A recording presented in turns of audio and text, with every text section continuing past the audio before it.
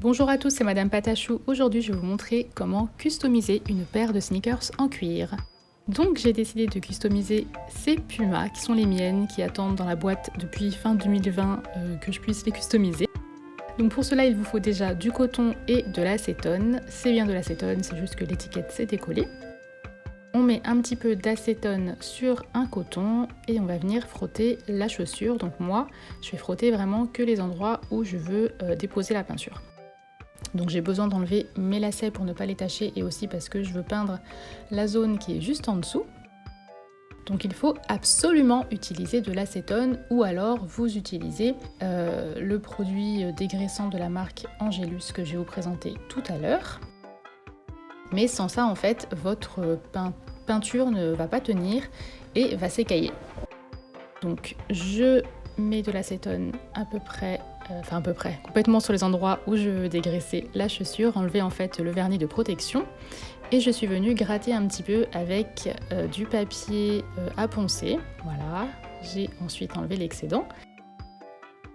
Et je vais commencer par préparer mes peintures. Donc je vais utiliser du turquoise avec de la peinture blanche, puisque le but c'est d'avoir que des couleurs pastel.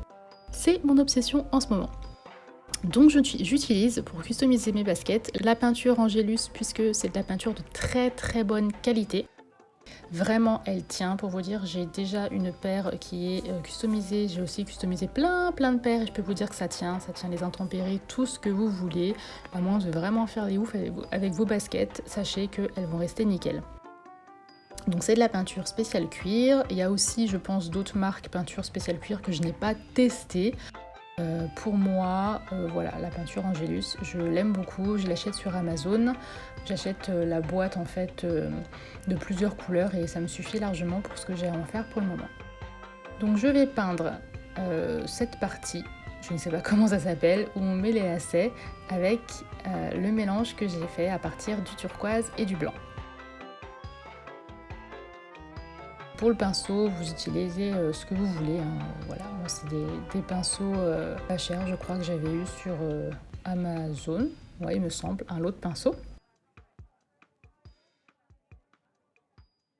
Donc il faut à peu près 2-3 couches, dépend de ce que vous voulez comme résultat, mais pour que ce soit opaque, 2 couches suffisent.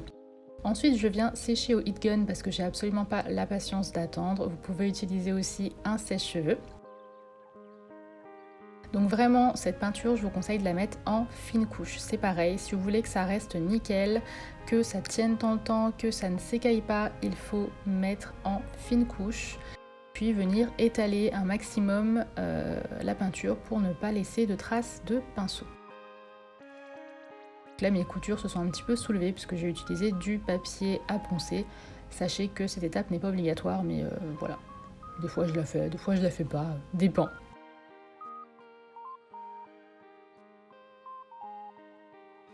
Je vais mettre aussi de la peinture sur les côtés et à l'intérieur. Donc en fait, je vais m'aider des délimitations de couches de cuir qu'il y a sur la chaussure, parce que je trouvais ça plutôt sympa. Donc vous pouvez mettre aussi la couleur de base que vous voulez. Moi je vais partir sur un motif style wax, mais du coup en pastel, parce que je trouve ça plus canon. Vous pouvez aussi partir avec les couleurs de base, il n'y a pas de problème. Donc vraiment ne négligez pas la partie acétone, sinon votre peinture ne va pas tenir sur vos chaussures. Sinon à part ça, vraiment ça tient, mais je peux vous l'assurer, j'ai fait des dizaines de paires que j'ai vendues à des clients. Je me suis fait, là pour le coup c'est ma deuxième paire, j'ai fait des paires à mes fils et ça tient impeccable. Donc pour les enfants évidemment ça risque peut-être de se rayer parce qu'eux font beaucoup moins attention que nous par rapport aux chaussures, mais ça tient quand même très bien. Donc voilà ce que ça donne une fois que j'ai mis les 2 couches. Donc cette peinture a un léger effet satiné mais pas brillant. Ensuite, je vais prendre du jaune et du blanc, toujours en partant sur mon thème de couleur pastel. Donc, Donc je mets toujours plus de blanc. Là ça va être un petit peu trop jaune pétant encore à mon goût, donc je vais ajouter du blanc. Sachez aussi que le fait de mettre 2-3 couches de peinture, déjà ça tient mieux. Et si vous mélangez à chaque fois votre peinture avec du blanc et que vous voulez pas forcément des couleurs pastel, vous enlevez en fait à chaque couche un peu plus de blanc pour avoir une couleur un peu plus fidèle à ce que vous voulez. Et sur la dernière couche, vous mettez la couleur directement sans la mélanger au blanc. Et ça vous donnera une meilleure opacité de peinture et du coup beaucoup moins de couches et du coup beaucoup moins de travail. Sachant que j'ai mis environ 2 jours, un peu plus de 2 jours à faire cette paire, puisque j'ai fait tous les motifs à la main et que c'est quand même assez long et assez fastidieux. Mais voilà, moi j'ai la patience, donc après à vous de voir. Puis vous pouvez aussi faire d'autres motifs beaucoup plus simples et beaucoup plus rapides.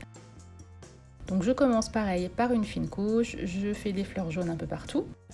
Je prends ensuite cette couleur lilas que je dilue encore à du blanc, même si elle est quand même assez claire.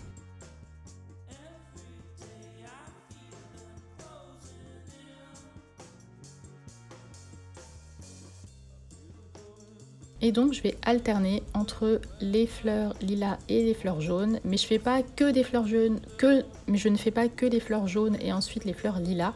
Je vais vraiment alterner les couleurs et nettoyer mon pinceau à chaque fois.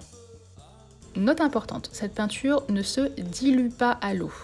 On nettoie le pinceau à l'eau, on l'essuie ensuite avec un essuie-tout ou une serviette, mais on ne la dilue pas. Il n'y a pas besoin, elle est déjà assez liquide et si vous la diluez, ça va pas accrocher du tout en fait sur la chaussure. Donc voilà, petite note importante qui n'est pas écrit dessus, qui n'est mentionnée nulle part, mais qui me semble évidente et qu'il faut que je vous partage.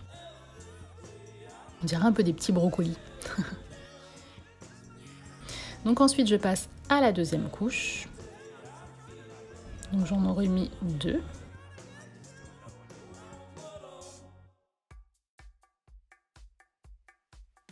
Donc pour le moment, hein, c'est vraiment un fond, on ne sait pas vraiment ce que je veux faire, on ne sait pas vraiment ce que ça va donner. Ça va vraiment prendre toute sa dimension quand je vais passer au détourage avec la peinture noire. Donc évidemment, je fais la même chose sur le côté et sur l'intérieur des chaussures. Et maintenant, je vais prendre la peinture noire et je vais venir délicatement avec un pinceau à bout fin, c'est mieux pour ne pas faire d'épater, venir détourer mes petites fleurs éventail. Et je fais 3 traits comme ça à partir de la base. Donc là j'ai ajouté du noir, mais je ne le referai pas après, hein, le noir que j'ai ajouté à la base là, comme vous allez le voir. Et je fais ça partout. Donc évidemment la deuxième chaussure je l'ai fait exactement sur le même modèle, hein, mais je vous montre pour une, ça suffit largement. J'ai ajouté à chaque fois une petite tige.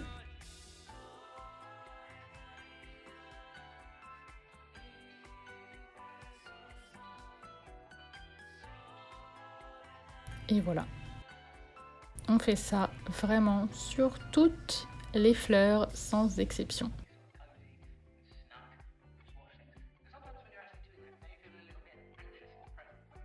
Vous pouvez aussi tout à fait repeindre entièrement votre chaussure. La dose qu'il y a dans les petits pots, si vous faites ça vraiment personnellement pour vous, ça suffit. Et même moi qui le fais aussi professionnellement, je peux vous dire que j'en suis toujours au même pot. Le seul que j'ai racheté, c'est le blanc, puisque j'en dilue énormément. Donc j'ai acheté un pot de peinture blanche un peu plus gros, mais toujours de la Angelus. Ensuite, je suis venue faire plein de traits comme ça dans des sens différents. Je les ai fait comme se chevaucher, se croiser, on peut croire qu'ils passent les uns en dessous des autres. Donc pour le moment, je suis restée sur des traits normaux et ensuite je vais venir épaissir quelques traits pour donner encore plus de dimension et encore plus un effet de motif tissu.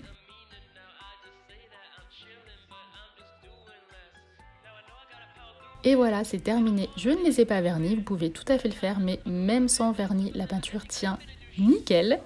J'espère que ce tutoriel vous a plu, je suis très contente de mes nouvelles chaussures. Je vous dis à la prochaine dans une nouvelle vidéo. Ciao!